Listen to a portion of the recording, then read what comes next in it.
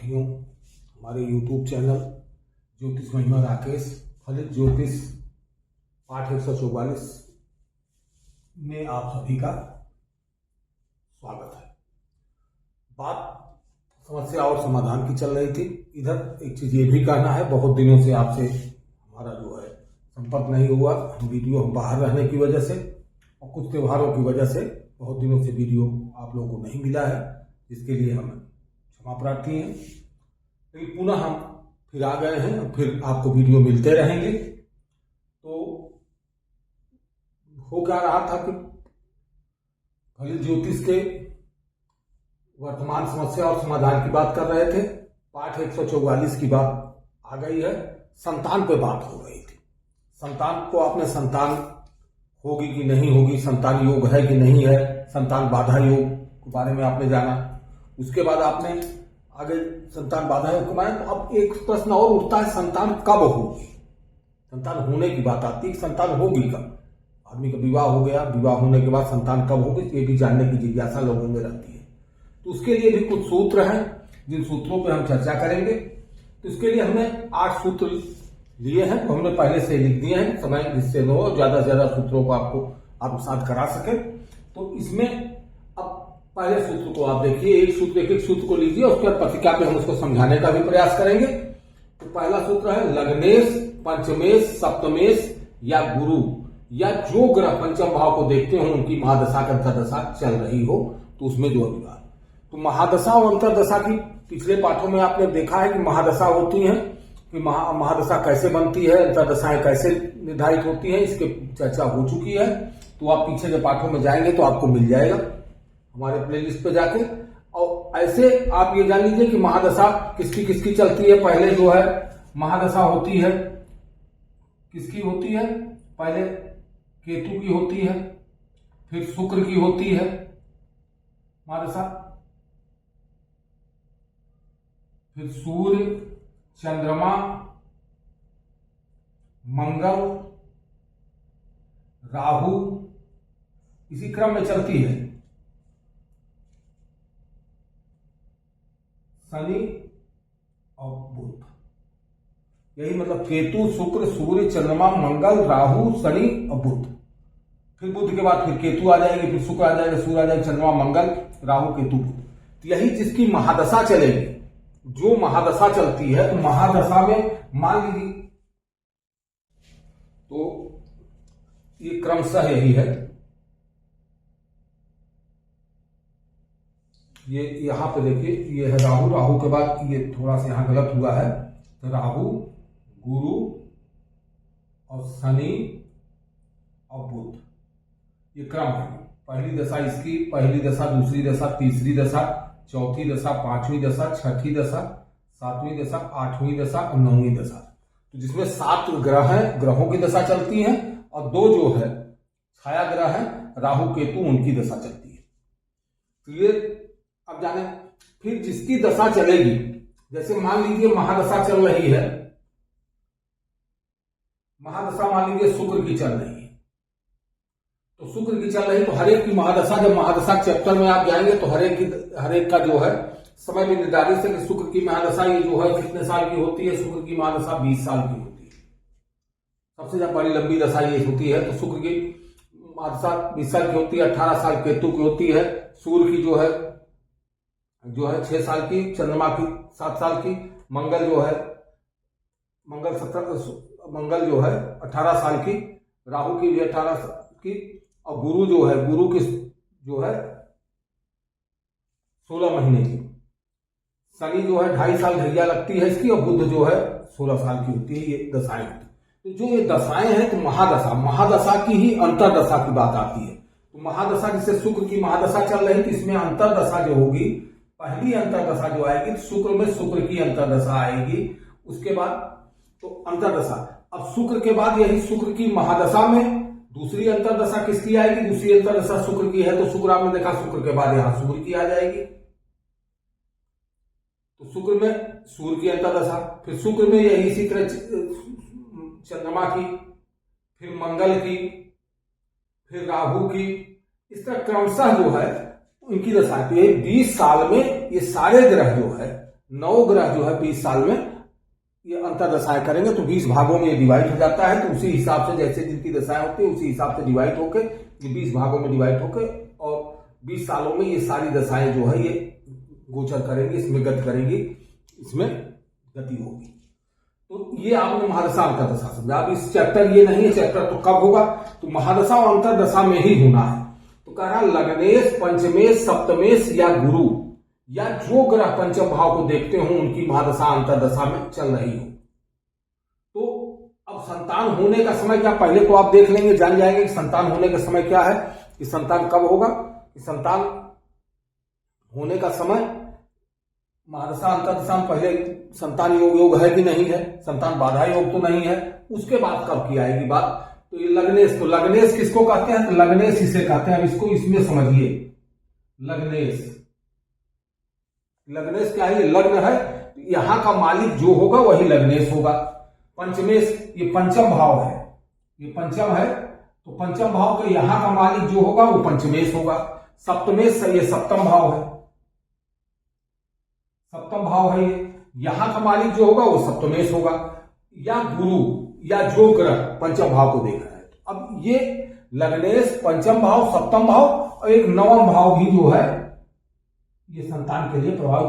पहले संतान की बात यहां से होती है, दूसरा संतान होगा तो उसके खाना छोड़ के यहां से होती है, तीसरे यहां से, मतलब ये भाव होती है। अब कह रहा है लग्नेश, पंचमेश, सप्तमेश। अब एक कोई कुंडली बना लेते हैं,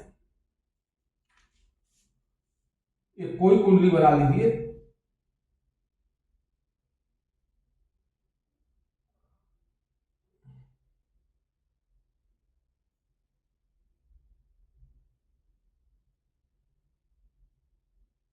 बीच की तुला लगने की कुंडली 1 से लेकर 7 तक, 7 से बीच की कुंडली हमने 7 बना ली। अब इसमें मान लीजिए अब ग्रहों को भी रख देते हैं, एक कुंडली बना रहे हैं, सूर्य, मंगल और बुध, ये तीनों ग्रह यहां बैठे हैं। अब इसी पे हम समझाने का प्रयास करेंगे। उसके बाद शनि, चंद्र, गुरु यहां मान लीजिए बैठे हैं, राहु यहां बैठे हैं, केतु यहां बैठे हैं, शुक्र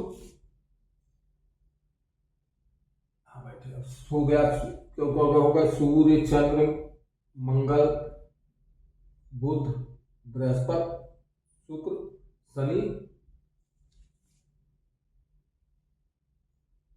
शनि, राहु। अब कह रहा लग्नेश, पंचमेश, सप्तमेश या गुरु। तो लग्नेश क्या हुआ, लग्नेश ये हुआ शुक्र। अगर अब शुक्र की दृष्टि, शुक्र की कौन सी दृष्टि होती है, शुक्र की केवल एक ही दृष्टि होती है, 7वीं दृष्टि। तो शुक्र की देखिए 1 2 3 4 5 6 7वीं दृष्टि, शुक्र की दृष्टि नहीं पड़ रही। तो लग्नेश की दृष्टि नहीं पड़ रही। यदि लग्नेश यहां, शुक्र यहां बैठा होता तो शुक्र की दृष्टि पड़ती, तो इसकी महादशा अंतर्दशा में, शुक्र की अंतर्दशा महादशा में संतान की प्राप्ति होती। फिर कह रहा है पंचमेश। पंचमेश कौन है, पंचम भाव का स्वामी। तो पंचम भाव का स्वामी क्या है, पंचम भाव का स्वामी यहाँ 11 लिखा है, तो इसका स्वामी शनि हुआ। तो शनि की दृष्टि क्या उस कुंडली में पड़ रही है। तो शनि कहां बैठा है, शनि यहां बैठा है ये। तो शनि की दृष्टि क्या है, शनि की 3 दृष्टियां होती हैं, तीसरी, 7वीं, 10वीं। तो तीसरी दृष्टि यहां से 1 2 दूसरे पे ही आ रहा है, तो न तीसरी पड़ रही न 7वीं पड़ रही। तो कहां कहां शनि होता, यही शनि मान लीजिए कहां बैठा होता, यही शनि यहां बैठा होता तो दृष्टि पड़ती। तो शनि की महादशा अंतर्दशा में जो है संतान प्राप्ति का योग बनता। यही शनि यहां बैठा होता तो 1 2 3 हो जाता, तो भी शनि की महादशा अंतर्दशा में जो है संतान प्राप्ति का योग होता। उसके बाद शनि की 7वीं 10वीं दृष्टि। अब 10वीं दृष्टि कहां हो जाएगी, 10वीं दृष्टि यहां शनि होता, अगर यहां बैठा होता तो 1 2 3 4 5 6 7 8 9 और 10वीं दृष्टि देखता तो शनि की महादशा अंतर्दशा में संतान पैदा होती। तो ऐसा भी नहीं योग बन रहा है। वे कुंडली ले लिया, जो बनेगा वो सामने आ जाएगा। गुरु या गुरु जो है सप्तमेश या गुरु, सप्तम भाव का स्वामी। अब सप्तमेश की बात कर रहा है। सप्तमेश क्या है, सप्तमेश का भाव का स्वामी मंगल है। अब मंगल की दशा यहां देखिए कि मंगल की दशा की क्या होगी, मंगल की महादशा अंतरदशा में संतान पैदा होगा कि नहीं। तो मंगल कहां बैठा है, मंगल यहां बैठा है, यहां से दृष्टि, तो मंगल की भी 3 दृष्टियां होती है, चौथी, सातवीं, आठवीं। तो 1 2 3 4 चौथी दृष्टि नहीं पड़ रही। सातवीं दृष्टि यदि यहां होता तभी सातवीं पड़ती, सातवीं नहीं पड़ रही। और एक आठवीं दृष्टि 1 2 3 4 5 आठवीं दृष्टि भी नहीं। तो मंगल की महादशा अंतरदशा में भी संतान प्राप्ति नहीं। फिर गुरु की बात करता है कि गुरु की महादशा अंतरदशा, गुरु को भी देखना होगा। तो गुरु कहां बैठा है, गुरु यहां बैठा है, इसकी भी जो है 3 दृष्टियां होती हैं, 5वीं, 7वीं और 9वीं। न 5वीं दृष्टि पड़ रही, न 7वीं दृष्टि पड़ रही और न 9वीं दृष्टि पड़ रही। तो गुरु की भी नहीं पड़ी, तो यानी पहला योग इस कुंडली पे लागू नहीं होता है, तो इसमें इसकी दशा नहीं मिली। दूसरा योग क्या है, अब दूसरा चलिए आप, लग्नेश जब पंचम भाव से योग करे। अब बात आती है कि लग्नेश पंचम भाव से योग करे, तो ये लग्नेश पंचम भाव से योग करे, ये उसमें होता है गोचर में, एक शब्द आएगा गोचर, सब ज्योतिष में आता है गोचर। तो गोचर कुंडली, ये कुंडली तो जन्म के समय की बनी। जब जन्म हुआ बच्चे का, तो बच्चे का जन्म हुआ तो उस समय जो समय था, उस समय जो कुंडली बनी। लेकिन ये ग्रह उस समय ग्रह ये दशा यदि कुंडली में रहे जिसमें जन्म हुआ था, लेकिन आज की तारीख में वर्तमान समय में जब कुंडली देखी जा रही है कि संतान कब पैदा होगा, संतान पैदा होने के समय देखा जाएगा, तो गोचर किसकी दशा चल रही। तो गोचर में वही कह रहा है कि लग्नेश जब पंचम भाव से योग करे, जब गोचर बस आज की कुंडली में, आज की तारीख में जो कुंडली बनेगी, उस कुंडली में ये ग्रह बदल जाएंगे, अलग रहेंगे। उसमें यदि पंचम भाव के साथ योग करे, तो पंचम भाव के साथ योग करे क्या, मान लीजिए कोई कुंडली बनी है, एक कुंडली यहां बना लेते हैं,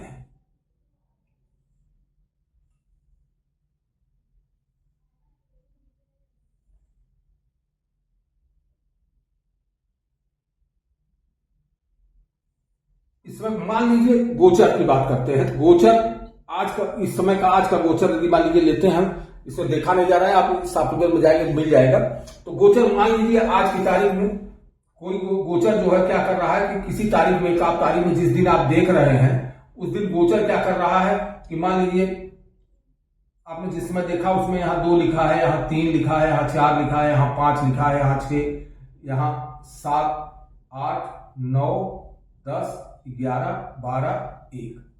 गोचर क्या है, मान लीजिए सूर्य यहां बैठा है, बुध यहां बैठा है, शुक्र जो है, शुक्र यहां आ गया, चंद्रमा यहां है,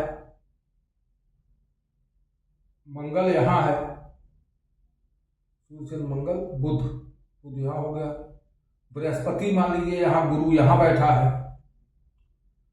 और शुक्र हो गया, शनि यहां लग्न में बैठा है, राहु यहां बैठा है, तो केतु यहां हो जाएगा। मान लीजिए गोचर कि जिस समय आप तारीख, किसी भी तारीख में लीजिए, जिस समय आप देख रहे हैं उस समय आपकी, जैसे आपने देखा सॉफ्टवेयर खोला तो वहां ग्रहों की स्थिति क्या हो रही, तो इस कुंडली से भिन्न स्थिति बनेगी। तो भिन्न स्थिति बनेगी तो कह रहा है लग्नेश जब पंचम भाव से योग करे, तो यानी लग्नेश यहां का कौन हुआ, यहां का लग्नेश हुआ शुक्र, इसी का लग्नेश, इसका लग्नेश जब इससे संबंध स्थापित करे, यानी अब शुक्र देखिए यहां संबंध स्थापित हो जा रहा है, शुक्र यहां बैठा है और यहां से शुक्र की दृष्टि हो गई, यानी शुक्र यहां बैठ जाता या शुक्र यहां बैठ जाता, तो क्या हो जाएगा, शुक्र यहां बैठे या यहां बैठे, दोनों जगह में से कहीं शुक्र बैठेगा तो ये योग बन जाएगा। तो शुक्र यदि गोचर कुंडली में ये कर रहा है, तो ये लग्नेश जब पंचम भाव से योग करे, तो इससे योग करेगा, या पंचम भाव जो है का स्वामी, पंचम भाव का स्वामी बुध यही चला आता, जैसे शुक्र यहां बैठा है, एक योग तो ये बना, उसका पंचम भाव का स्वामी बुध यहीं आ जाता और शुक्र भी यहीं बैठा होता, शुक्र बुध का योग हो जाता दोनों एक साथ, तो भी जो है और की दृष्टि भी पड़ती, तो ये संतान का इन शुक्र के और बुध की महादशा अंतरदशा में संतान प्राप्ति के योग। लग्नेश जब उच्च, तीसरा योग है लग्नेश जब उच्च राशि में आवे। अब लग्नेश क्या है, लग्नेश जो है शुक्र है। अब उच्च नीच की बात भी करेंगे तो उच्च नीच आप लोग जो है पहले से जानते हैं कि पूर्व के पाठों में आप जाएंगे तो वहां पे आप पाएंगे कौन से ग्रह किस राशि में उच्च के होते हैं, किसमें नीच होते हैं। अब हम इसकी बात कर रहे हैं कि इसमें लग्नेश क्या है। लग्नेश इसमें 7 है। 7 का मतलब तुला लग्न का, तुला राशि का जो है स्वामी कौन होता है, शुक्र होता है। शुक्र कहां उच्च का होता है, शुक्र जो है आप पूर्व में जाएंगे देखेंगे तो पाएंगे शुक्र जो है 12वीं राशि में। शुक्र जो है 12वीं राशि, 12वीं राशि कौन सी होती है, मीन राशि। शुक्र मीन राशि में उच्च का होता है। तो शुक्र 12वीं राशि में, मीन राशि में उच्च का होता है। अब कह रहा है गोचर बस, जिसमें वर्तमान समय जब आप देख रहे हो वहां पे शुक्र कहां आ जाए। यहां पे शुक्र परमानेंट तो रहेगा, वो अलग अलग चलता रहेगा।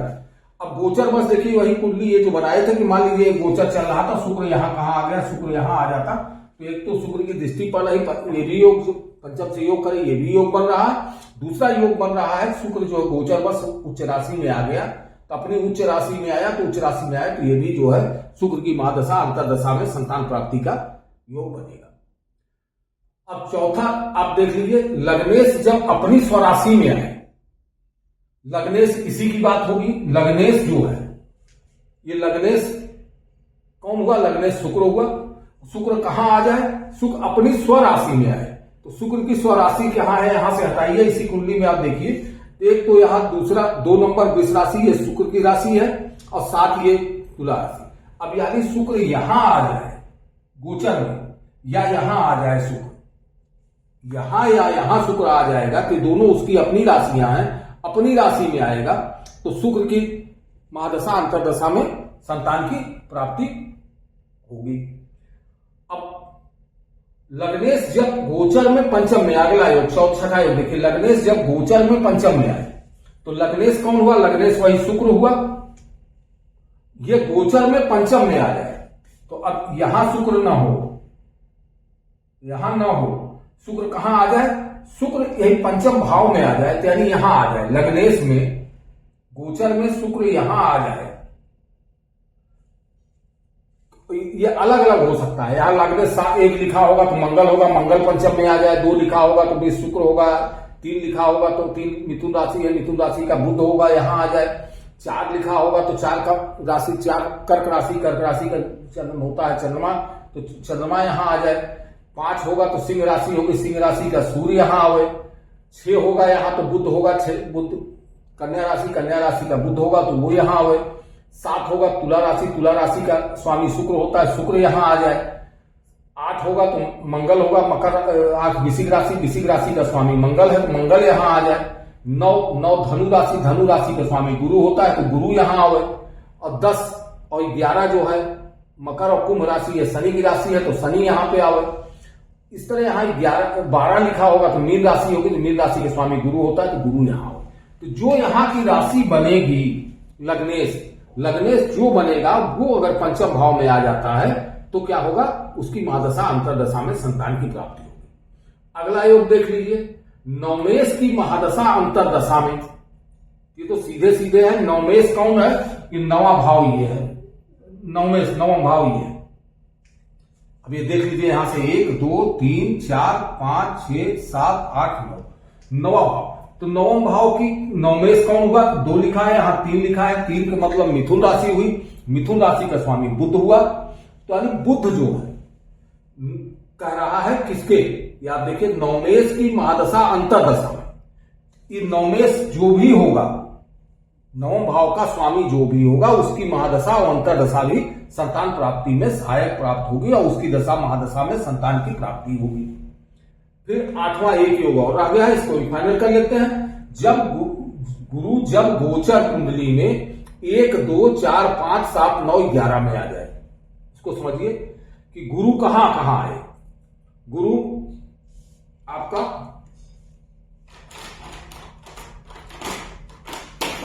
गुरु कहां कहां आ जाए, गुरु कह रहा है पहले भाव में, गुरु यहां बैठ जाए, गुरु यहां बैठ जाए। दूसरा भाव क्या है, गुरु यहां बैठ जाए। अभी किसमें आएगा, गुरु यहां हो। उसके बाद चौथे भाव में यहां गुरु, उसके बाद 5वें भाव में यहां गुरु हो जाए, 7वें भाव में यहां हो जाए, 9वें भाव में, 9वां भाव ये हो गया, इसमें गुरु हो जाए, और 11वां भाव ये गुरु यहां हो जाए। लेकिन ये किसमें? इस कुंडली में नहीं, इस गोचर कुंडली, यानी पहला भाव यहां हो गोचर में, यहां दूसरे भाव में हो, चौथे भाव में हो, 5वें भाव में हो, 7वें भाव में हो, और 9वें भाव में हो, और 11वें भाव में। इन भावों में अगर गुरु गोचर में आता है तो किसकी होगा? तो ये गुरु के दशा में, गुरु की महादशा अंतरदशा में संतान की प्राप्ति होगी। तो आज इसी के लिए, आज यहां तक चले तो आज आपने ये चैप्टर पूरा हुआ। तो आपने ये भी जाना कि संतान योग के बारे में जाना, संतान बाधा योग के बारे में जाना, और आज ये जान लिया संतान कब होगी। ये भी आप जो है अब वो कर लेंगे, जैसे जैसे आप प्रैक्टिस करेंगे वैसे वैसे आपको होगा। और अगर आपको हमारा ये पसंद आता है तो आप इसे सब्सक्राइब करिए और बेल भी बजा दें, जिससे आने वाले अगले वीडियो भी आपको जो है उसका मिलता रहे। सब्सक्राइब करिए, लाइक करिए। तो इसको अब अगला हम कुछ और विषय, संतान बाधा योग लिए तो और विषयों को लेकर आगे चलेंगे। आज के लिए इतना ही। सभी को नमस्ते, धन्यवाद।